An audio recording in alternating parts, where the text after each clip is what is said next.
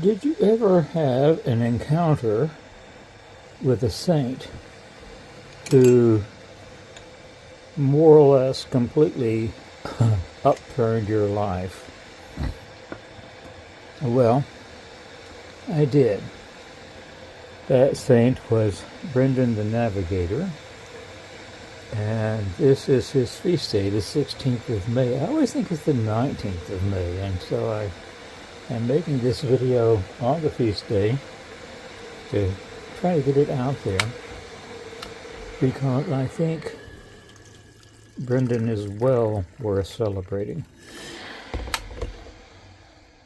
I suppose I first heard of Brendan in Tim Severin's book, and that encouraged me to read more. And I read, I guess, the first John O'Meara's translation of the Voyage of Brendan. And that encouraged me to buy a nice little red skin-on-frame kayak that I named St. Brendan, and go out to sort of imitate the doughty saint. My journey was not over the broad Atlantic, but over most of the waters in the dotted lines that you see in the photo. I didn't expect to spend 7 years voyaging, as Brendan supposedly did, but I thought I would probably voyage for a few weeks. But I actually ended up spending almost 3 years. I wimped out during the winter when there's just not enough light to paddle far enough to make it worth the trip.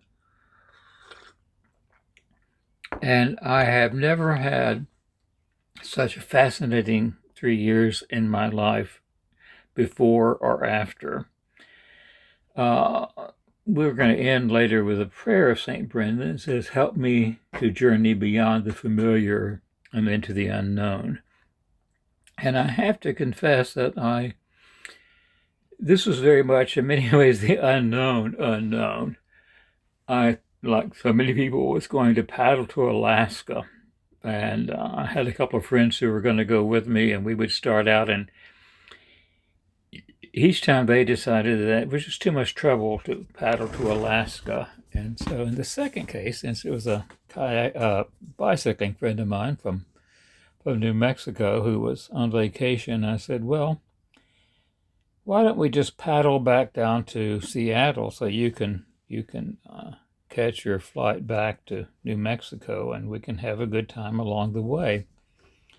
And I became so enchanted by the waters that are sometimes called the Wolgi, the great inland sea, that I spent, as I said, the next 3 years wandering around. They're wandering around. And it was an amazing time. I can remember one time when I thought I was going to die, and I should add here that I thought I was going to die soon anyway, because traditionally men in my family have died when they were about 55 or so, and I was about 55 or so. So I thought this would make kind of a cool swan song. One time I was caught in a tidal rip where the wind was going one way and the tide was going the other way, and we were over a bar of rock, and it was a beautiful sunny day, and the waves were far higher than I was, and I could see the fish in the waters on either side of me. But I obviously lived to tell the tale. Brendan was able a couple of times to celebrate Easter on the back of a whale, and although I from time to time would see a whale or two, I never celebrated Pascha on a whaleback, but I did enjoy Pentecost with phosphorescence, where my boat would cut through the water that was full of fire. It was an amazing imagery. And there was one island down, near Olympia, Hope Island, I believe it's called. And it was such a beautiful place that I would probably still be there now if it had a source of fresh water, but it didn't. So I would have to paddle into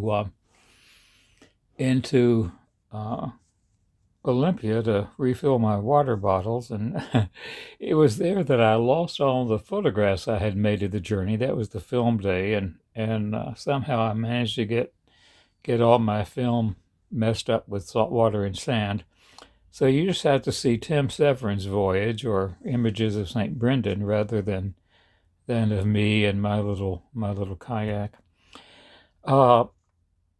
One thing I really liked about Hope Island was that there were a lot of madrona trees, and there was one I liked to sit in for vespers. And there was a raven that joined me every night, and he would sing the Magnificat in the language of the ravens, which I didn't understand. But we could sing together with Our Lady as the moon rose over Tahoma in the distance. Well, my little kayak took me to many wonderful places over those years, and actually after those 3 years, I gave it away. I had so much adventuring that it seemed like it was enough in one sense. But I have continued since then to enjoy living very simply. That was one thing I really enjoyed, spending my nights in tent or without a tent on the beach, being awakened by rainfall or wind or whatever. I really came to be very much closer to creation than I ever had been before. And I began to understand the continuity, I guess is the word I want, the unity of all things. I remember one person asking me afterwards, what did I learn on my voyage? And I said, well, I learned that everything is waves. And it is amazing how much information is carried by waves if one pays attention. And I suspect that there's a lot of information carried by just about everything if we pay attention.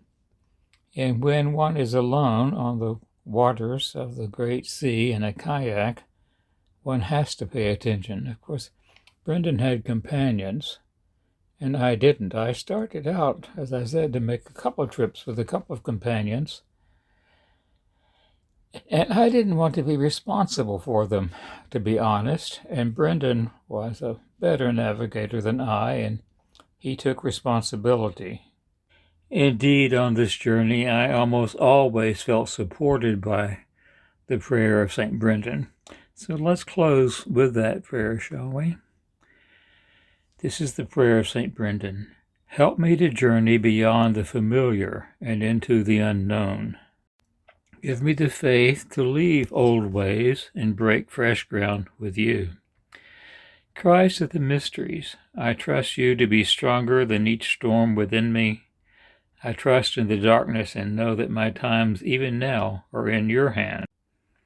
Tune my spirit to the music of heaven, and somehow make my obedience count for you.